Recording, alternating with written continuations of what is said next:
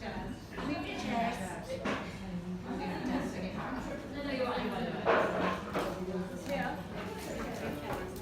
So I just thought I'd start off. This is the floating islands, and I'm wearing this one around my neck, which is this one here, if everybody can see, that one there, and these ones here are actually loose, not yet set. So you've sort of got the before and the after, and each one has its own personality, its own sort of characteristic. And what's really difficult is trying to get 5 big pieces of opal that all match, all have the same kind of fire, colour and look about them. I'll explain more later. But opal is seen as a precious gem of love and transformation. That's what the Greeks thought, and that's what the Romans thought. It was highly, highly prized in the old days. And the opals that were highly prized then came from Hungary and Czechoslovakia. This was my lovely model. We did a shoot here today, and I want to say that's Gilly's, but I think yours has got the pink and the red fire, hasn't it? But I think maybe I've got a picture of yours later on. So this is a sort of close-up of these. And this is mine, which I'm wearing. So this is basically 95% of the world's opals come from Australia nowadays, and the main place they come from is Lightning Ridge, and that is where the blue or rather black opals come from. So on the tray, you'll see the cross. There's a big cross. I think we've got the tray somewhere. Yeah, that is Lightning Ridge boulder opal. So it's solid opal that grows as coatings on sandstone, and that comes from Lightning Ridge. Then my favourite name is Cooper Pedy, and Cooper Pedy was Cooper Pity, K-U-P-A-P-I-T-I, Cooper Pity, which was Aboriginal for white man in a hole, or white man's hole. Either way. And so Cooper Pedy became Cooper Pedy, and in Cooper Pedy they do all live underground. So the miners, because it's so hot, they do have a whole village, underground village, shops, everything. They all live underground. So Lightning Ridge and White Cliffs have some kind of different opals are from different areas in Australia, because about 60 million years ago, this whole area was covered in sea. And there was a big plate tectonic shift, and then New Zealand sort of disappeared. Anyway, all the different land masses separated, and the sea sort of evaporated. So when there was the sea, you had giant squid, you had you had all sorts of sea creatures, sea animals, and on the tray that's going around, there is a fossilized shell. So it's a shell fossil that's been opalized. So I'll talk about that a bit later. So the opals from sort of the different parts of Australia have different characteristics depending on what happened like millions of years ago. So this is my favourite, and this is the Australian boulder opal, and it's called from Lightning Ridge. And this, I love it because I just love the intensity of the colour.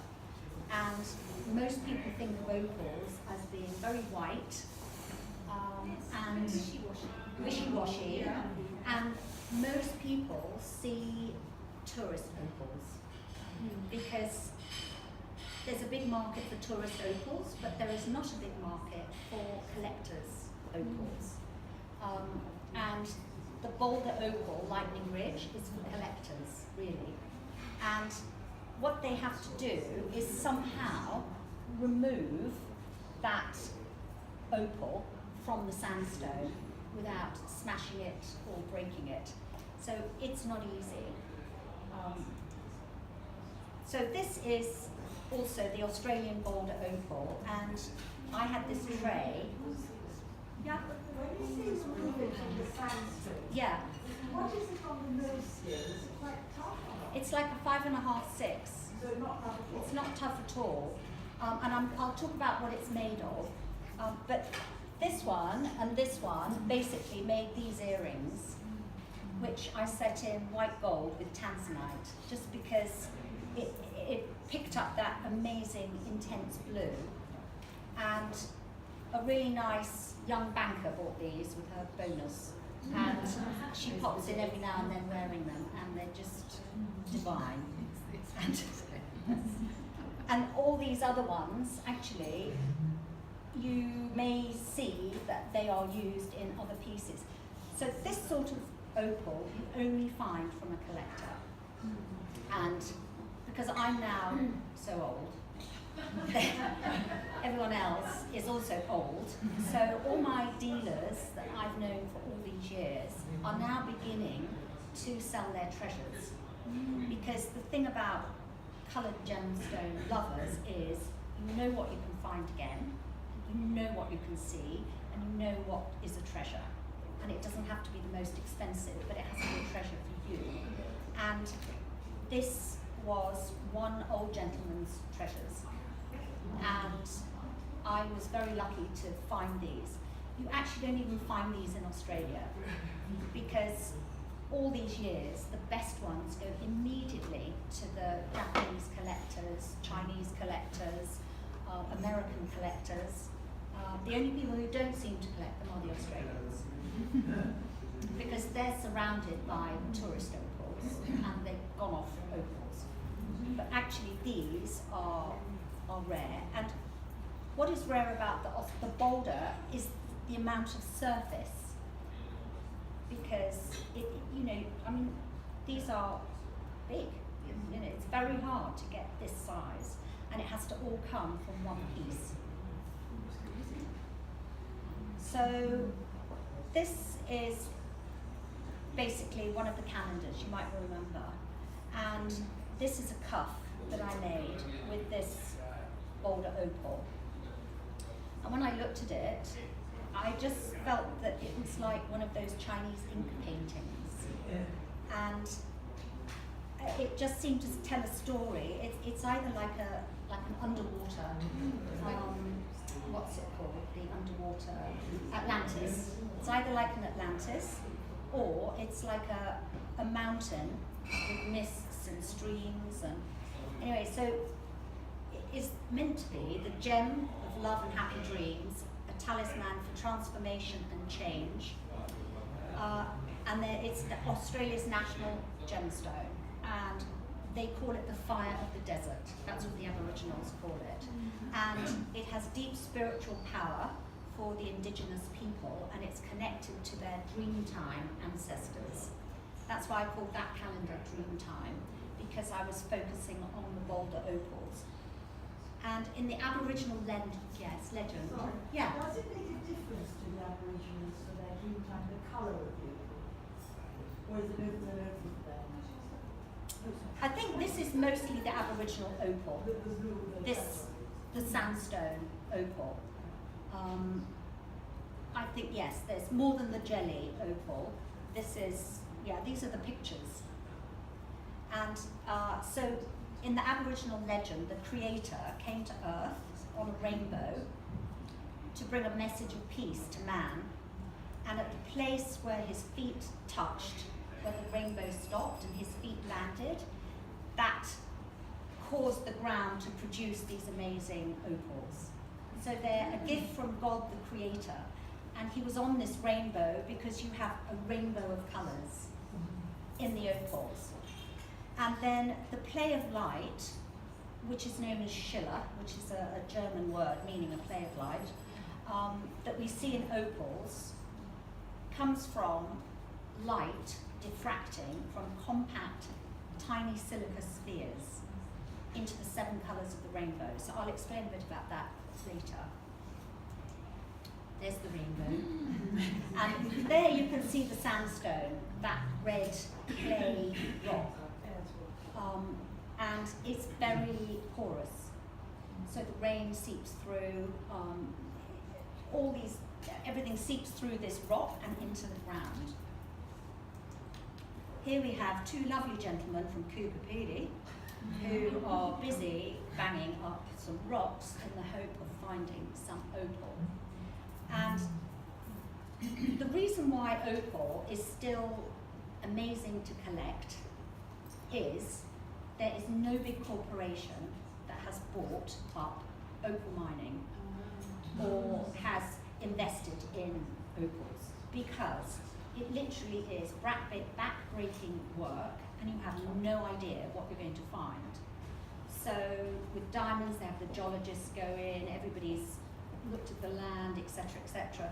This is still prospectors, and they peg a piece of land, and nowadays they have got like diggers, literally old-fashioned floor diggers, and they have a conveyor belt. So they dig up and it's on the conveyor belt. But they have to be really careful because you could completely ruin all the opal if you're lucky enough to find it.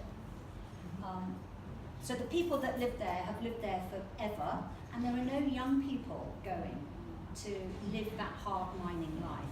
So, yeah. Sorry. Yeah. Does it come in seams? Yes, both. Yeah, both. Yeah. So this is how opal is formed. So what you have to think, I would say, if you imagine a box full of ping pong balls, that is basically the structure of an opal. It's not a crystal. So diamonds, tourmalines, aquamarines are all crystals. Opals are not crystal, they are silica gel. So there are lots of spheres of silica gel in a matrix. And sometimes it's a perfect matrix, sometimes it's an imperfect matrix. So what happens is you've got your ping pong balls in the box, the light goes in, hits the ping pong ball, a silica sphere, hits another one, hits another one, hits another one, and then bursts into the colours of the rainbow. And that's what you see when you look at an opal, is the bursts of light that's come back into your eye, all the colours of the rainbow. It's the only gemstone, I think, that has all 7 colours at the same time. And there's no like one body colour. Apart from the black opals, which are the lightning ridge, the blue in fact, not black, but they say black. Opals are every colour. So that is why no two opals are the same, and that is why every time you move your hand, or you get the play of light, or the schiller, and the different colours. So that would be the sandstone, and that would be the opal. And that's your white light coming in, which is diffracted into the colours of the rainbow and then dispersed. So it's basically what we learned in physics. But we were too bored. We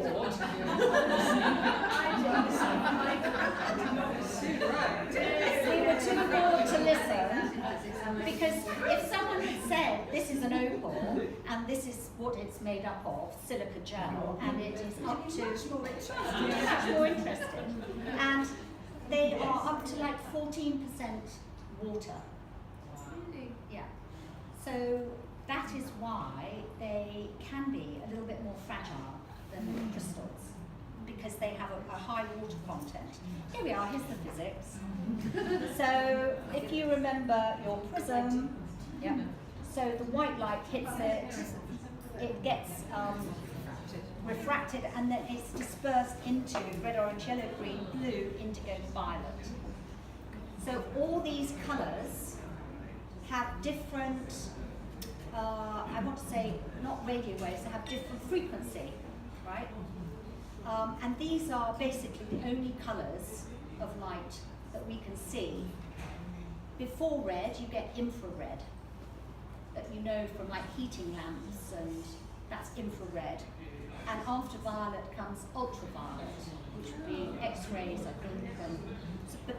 So there's a lot of light that we can't see, but we can actually see these rainbow colours.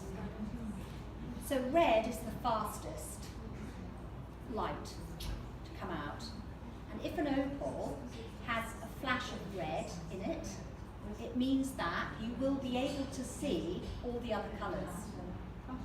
So opals with flashes of pink and red are very rare and also special because you get all the other colours following as well.